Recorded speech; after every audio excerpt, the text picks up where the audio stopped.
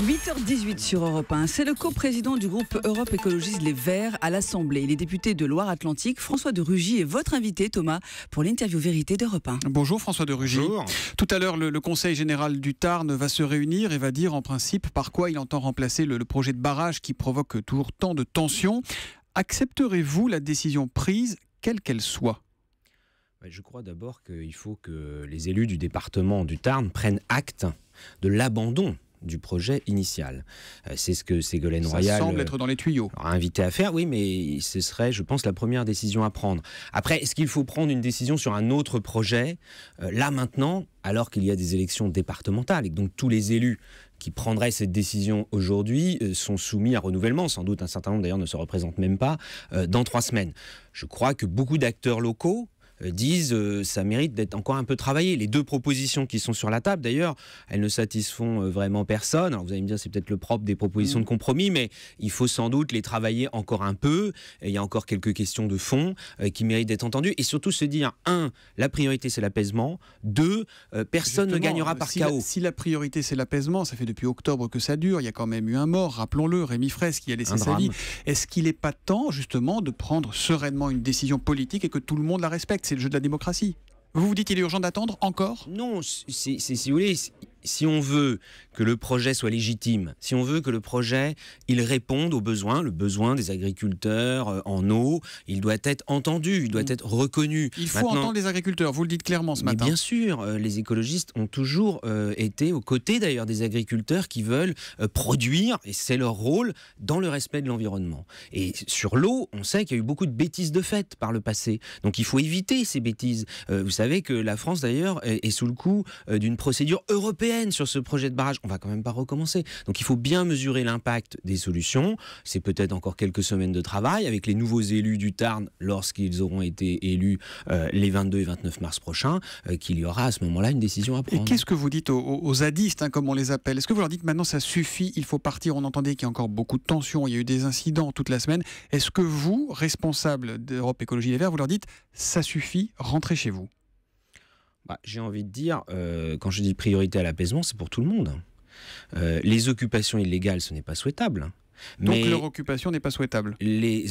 C'est un signal d'échec d'ailleurs, c'est l'échec de la démocratie environnementale, comme on dit. Ça, c'est un vrai chantier de fond d'ailleurs qu'on doit mener nationalement avec la ministre de l'écologie qui a commencé à prendre des initiatives. Il faudra faire sans doute une loi en la matière, mais sur la situation locale, et vous savez que c'est à d'autres endroits de France aussi le cas, il ne faudrait pas que ces logiques d'affrontement, vous avez vu les actions de la FNSEA, moi je suis quand même assez choqué d'entendre sinon un silence par rapport à ces actions violentes, voire un soutien de la part de certains élus, notamment le candidat de droite à la présidence du Conseil général du Tarn. A appelé à l'apaisement. On sait qu'il y a 2 décisions de justice. J'espère qu'il appelle ses responsables locaux à arrêter ces manifestations. Le ministre de l'Intérieur d'ailleurs a interdit ces manifestations. Finalement, chacun sa famille. Est-ce que vous appelez les zadistes à rentrer chez eux ? Il y a 2 décisions de justice. Bernard Cazeneuve a dit qu'il y aura une évacuation quoi qu'il arrive une fois que la réunion du Conseil général se sera achevée. Alors on ne sait pas si ce sera dans les heures ou dans les jours qui viennent.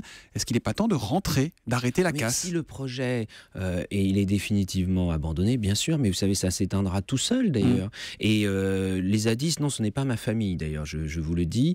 C'est pas votre famille politique ? Non, pas du tout. D'ailleurs, vous savez, à Nantes, où il y a aussi un problème de ce type avec le projet d'aéroport Notre-Dame-des-Landes, ils viennent régulièrement taguer ma permanence. Donc, on ne se reconnaît pas comme de la même famille. Ce ne sont pas des militants écologistes ? Non, ce sont plutôt... il y a de tout. Et en revanche, il y a des associations. Il y a un collectif qui se bat depuis des années, bien avant qu'il y ait des zadistes d'ailleurs, à Sivins, comme à Notre-Dame-des-Landes, comme dans d'autres endroits. Et ce collectif, lui, par exemple, il a appelé à ce qu'il n'y ait pas de manifestation aujourd'hui devant le Conseil général, justement pour privilégier l'apaisement.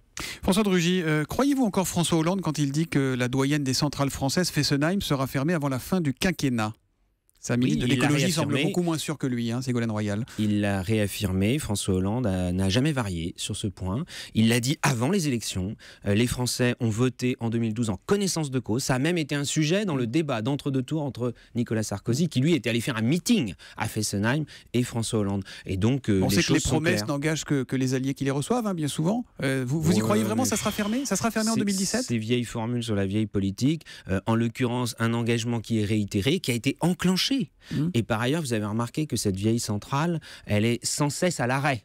sans cesse à l'arrêt parce qu'elle ne marche plus, parce qu'il faudrait réinvestir très lourdement si jamais on voulait la prolonger. Donc le bon sens commande de l'arrêter définitivement. Ségolène Royal dit aussi qu'il va falloir programmer la construction d'une nouvelle génération de réacteurs en échange de la fermeture de Fessenheim ou d'autres réacteurs anciens en France. Vous êtes d'accord ?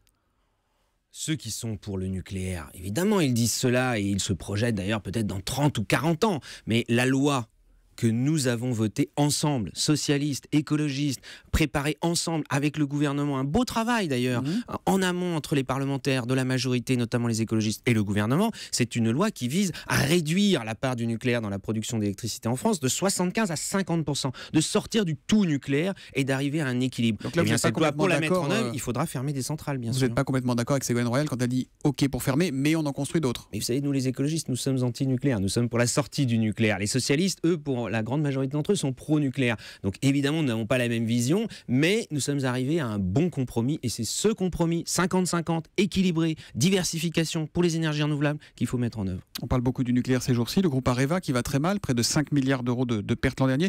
J'ai une question très simple, on se demande évidemment la faute à qui ? À l'État, à Nauvergeon, son ancienne patronne. Est-ce qu'il faut, oui ou non, une commission d'enquête parlementaire pour comprendre ce qui se passe du côté d'Areva ?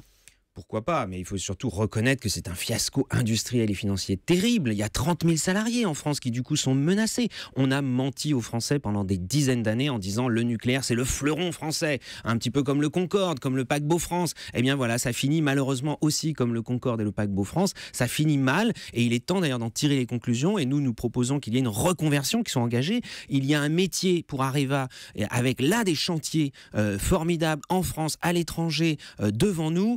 C'est le démantèlement des vieilles centrales nucléaires. Alors évidemment, plus vous pèserez lourd politiquement, plus vous serez entendu. Il y a des départementales dans 2 semaines et demie. Les écologistes seront présents dans 950 cantons, c'est à peu près moins de la moitié. Ils sont prioritairement alliés à des candidats du Front de gauche. Est-ce que ce n'est pas une erreur politique ? Est-ce qu'il n'aurait pas mieux fallu être plus clair et s'allier, alors soit complètement avec le Front de gauche, soit complètement avec les socialistes, mais là on ne comprend pas. C'est pas tout noir, tout blanc. Nous sommes tous écologistes et sur le terrain. Sur le terrain. Ce sont des élections de terrain. D'ailleurs, nous regrettons ce mode de scrutin cantonal complètement ridicule. Il aurait bien mieux valu faire des listes départementales. C'était clair, c'était net. Chacun aurait pu s'exprimer et puis d'ailleurs se rassembler. Les règles sont ce qu'elles sont. Voilà. Alors on s'y adapte. Et donc, on a fait des choix en fonction des réalités locales. Voilà pourquoi, d'ailleurs, il n'y a pas de candidature dans beaucoup d'endroits pour ne pas ajouter à l'émiettement, à la division, à l'éparpillement. Et dans d'autres endroits, il y a des rassemblements qui se font, et qui se font parfois avec certains, parfois avec d'autres, et puis il y a des candidatures 100% écologistes. Moi, je souhaite que l'écologie, en effet, elle soit plus forte au sortir des élections qu'avant. Et nous tirerons le bilan, et vous me permettrez, pour ma part, d'attendre les résultats pour faire des leçons, d'en tirer des leçons, plutôt que les simples sondages. Voilà, le sondage qui vous met à 2% dont on parlait tout à l'heure, sondage CSA. Mais c'est qui l'allié naturel des Verts? C'est le PS ou c'est le parti de gauche et Jean-Luc Mélenchon qui vomit le PS? Pour les lecteurs, c'est pas clair. C'est qui l'allié naturel des Verts?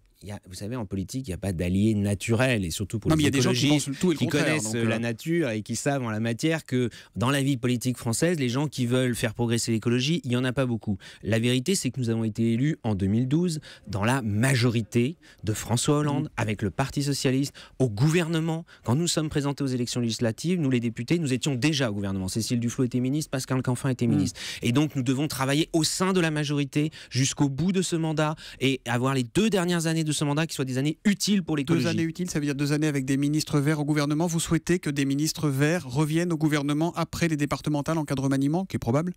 Moi, je souhaite depuis le début que les écologistes soient dans l'action. Dans l'action au Parlement, dans l'action au niveau local, partout au niveau local. Quand nous sommes dans une mairie, nous sommes dans une majorité, adjoint au maire, vice-président d'un conseil régional, etc. Au gouvernement, nous l'avons été pendant 2 ans. Nous ne le sommes plus depuis un peu moins d'1 an. On pourra tirer le bilan d'ailleurs. C'était une erreur de Cécile Duflot? Je le pense, parce que je crois que celles et ceux qui votent pour les écologistes, les Français que nous invitons à voter écologiste aux prochaines élections départementales, par exemple, ils souhaitent que nous soyons dans l'action à tous les niveaux, que nous essayions. Ils savent que ce n'est pas facile. Je ne vais pas vous raconter que depuis 2 ans et demi, c'est une partie de plaisir tous les jours de faire avancer l'écologie au sein de la majorité. Mais notre devoir, c'est d'essayer, c'est de ne pas baisser les bras. Concrètement, puisque vous n'aimez pas la politique à l'ancienne, on va se parler franchement à la moderne. Si on vous propose d'entrer dans le gouvernement après les départementales, vous y allez, vous prenez vos responsabilités ? Ah mais moi j'ai toujours dit il faut arrêter avec le complexe devant l'exercice des responsabilités.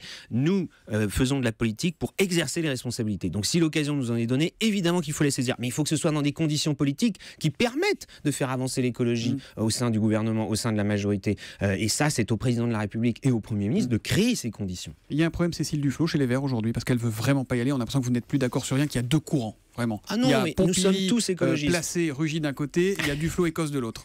Ça, c'est vous qui le dites. Non, c'est ce qu'on constate à J'ai chaque envie de dire déclaration. que, vous savez, moi, je suis engagé depuis 24 ans dans l'écologie. J'ai commencé l'année de mon bac. À l'époque, on ne parlait pas de Duflot, Placé, en co. C'est normal. Et donc, je regarde ça, j'ai envie de dire, avec placidité et en sifflotant. Eh bien, très bien, ça sera le dernier mot, un petit sifflotement de François de Rugy. Merci d'être venu ce matin en direct sur Europe 1. Bonne journée. Notez que dimanche, c'est le Premier ministre Manuel Valls qui sera l'invité à 10h du grand rendez-vous iTélé Europe 1 Le Monde. Merci et bonne journée, François de Rugy.